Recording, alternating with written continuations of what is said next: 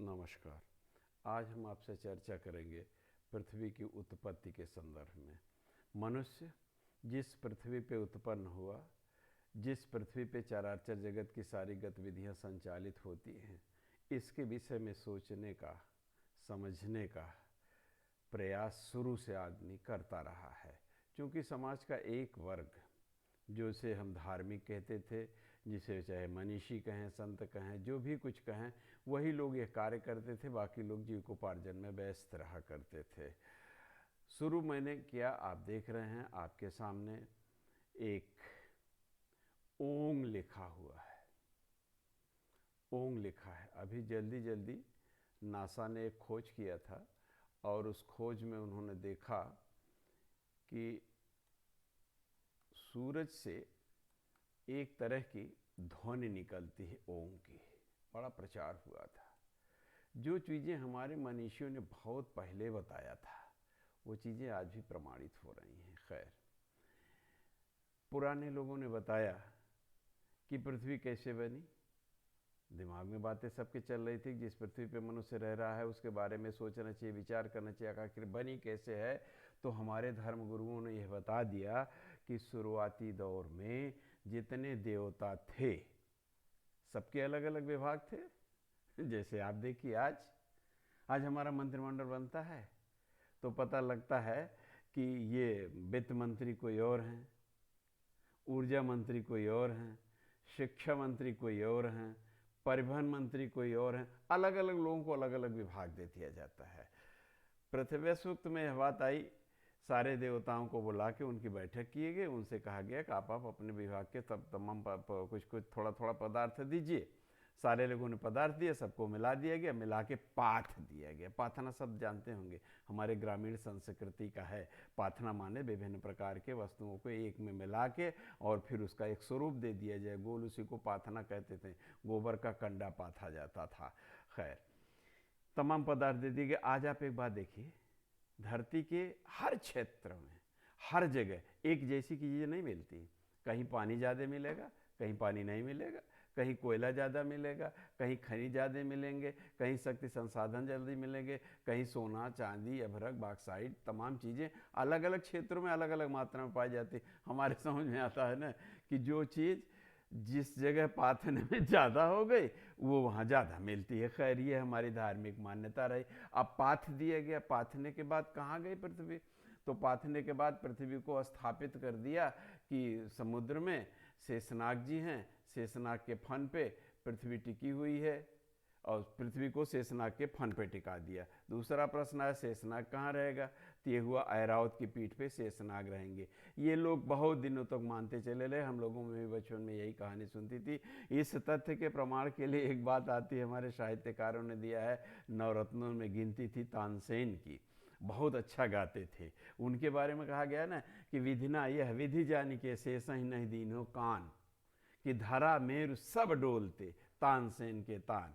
कि विधिना ने, ब्रह्म ने, सृष्टि की उत्पत्ति करता ने इसीलिए शेषनाग को कान नहीं दिया कि अगर कान देगा तो कलयुग में एक वो अवतरित होंगे, इतने बड़े संगीतज्ञ, और जब अपनी तान वो पृथ्वी पे छोड़ेंगे तो उनकी तान जब शेषनाग सुनेगा तो वो भी मस्त हो जाएगा। जब गर्दन झुमाएगा तो सब धरती के ऊपर हिलने लगेंगे। ये एक साहित्यिक मान्यता है, कल्पना ही सही। दूसरी चीज़ ये बताया कि शेषनाग जो है, जब बहाते से सांस लेते हैं तो ज्वालामुखी का विस्फोट हो जाता है, और जब कंधा थक जाता है, एक कंधे से दूसरे कंधे पे पृथ्वी को ले जाते हैं तो उसमें भूकंप आ जाते हैं। इस तरह की एक धार्मिक मान्यताएं विकसित हुई। बहुत दिनों तक ये चर्चाएं ऐसे ही रही।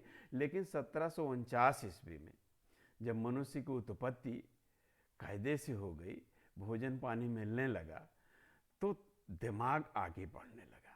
और कास्ते दी बफन एक विद्वान थे। ये देखिए, ग्रहों के बीच में हम कितनी अच्छी कल्पना की गई है, एक मनुष्य कैसे निकला है। धीरे धीरे इसकी सोच विकसित होती है। आज हम आप जहाँ बैठ के और तकनीकी माध्यम से ये बातें कर रहे हैं, हम भी ऐसे ही इस धरती पे आए रहे होंगे। विचार करना चाहिए, हर आदमी को सोचना चाहिए कि आप पैदाइशी महान नहीं हो जाते हैं, आपको कुछ न कुछ करना पड़ता है।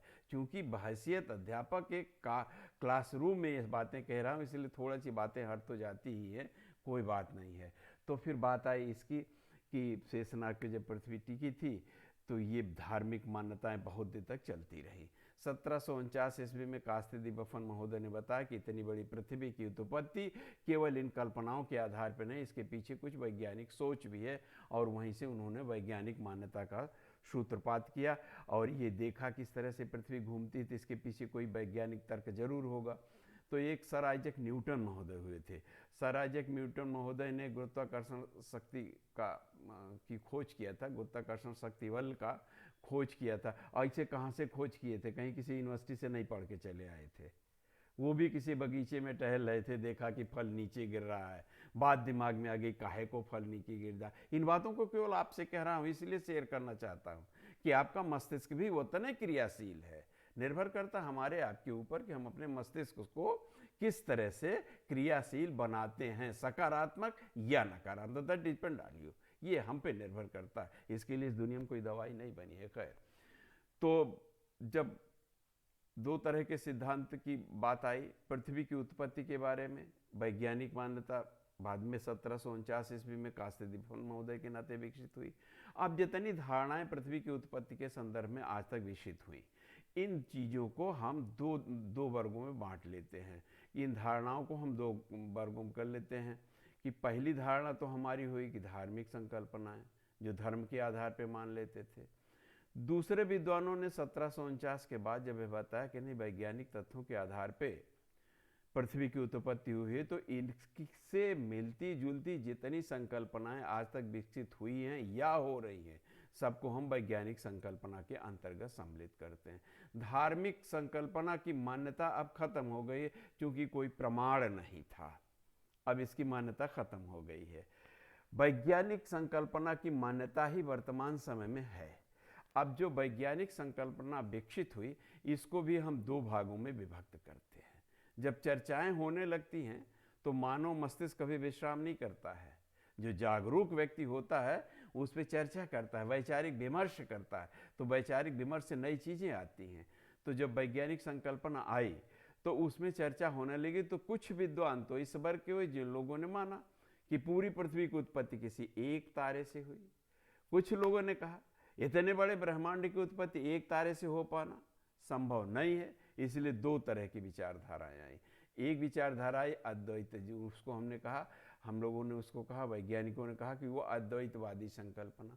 अद्वैतवादी संकल्पना का मतलब कि इसके अंतर्गत ऐसे वैज्ञानिकों के विचार रखे जाते हैं जिन लोगों ने माना कि पूरी पृथ्वी यानी पूरे सौर परिवार की उत्पत्ति किसी एक तारे से हुई है, और जिन लोगों ने माना कि नहीं, दो तारों के सहयोग से इस पृथ्वी की उत्पत्ति हुई है, ऐसे संकल्पनाओं को द्वैतवादी कहा गया। यानी पहली को कहा गया अद्वैतवादी संकल्पना, मोनेस्टिक हिपोथेसिस, और दूसरे को द्वैतवादी संकल्पना, ड्यूलिस्टिक हिपोथेसिस कहा गया। अब हमारी जो अद्वैतवादी संकल्पना रही, इस विचारधारा में यह माना गया कि संपूर्ण सौरमंडल की उत्पत्ति केवल एक इकाई से हुई है। इसके मुख्य रूप से दो विद्वान चर्चा में आते हैं। पहले विद्वान हमारे हैं इमैनुअल कांट। इमैनुअल कांट महोदय ने वायव्य राशि की परिकल्पना का विकास किया। इनकी जो परिकल्पना रही उसका नाम वायव्य राशि परिकल्पना कहा गया। इनके मित्र रहे एक लाप्लास विद्वान है। इन्होंने बताया कि जिस निहारिका से पृथ्वी की उत्पत्ति हुई है, एक निहारिका से उत्पत्ति हुई है और गैसीय थी, तो इन्होंने चूंकि निहारिका को आधार माना, इसलिए इनकी संकल्पना को लाप्लास की निहारिका संकल्पना कहा जाता है। अब जो हमारे कांट महोदय रहे, कांट की जो वायव्य राशि परिकल्पना रही, वायव्य राशि माने वायु का समूह, इन्होंने बताया कि सबसे पहले ब्रह्मांड में वायु राशियां विकसित पड़ी थी, उसमें तमाम आद्य पदार्थ थे। आद्य पदार्थ माने पराप्राकृतिक पदार्थ थे जो ईश्वर द्वारा उत्पन्न थे, प्रकृति द्वारा उत्पन्न थे।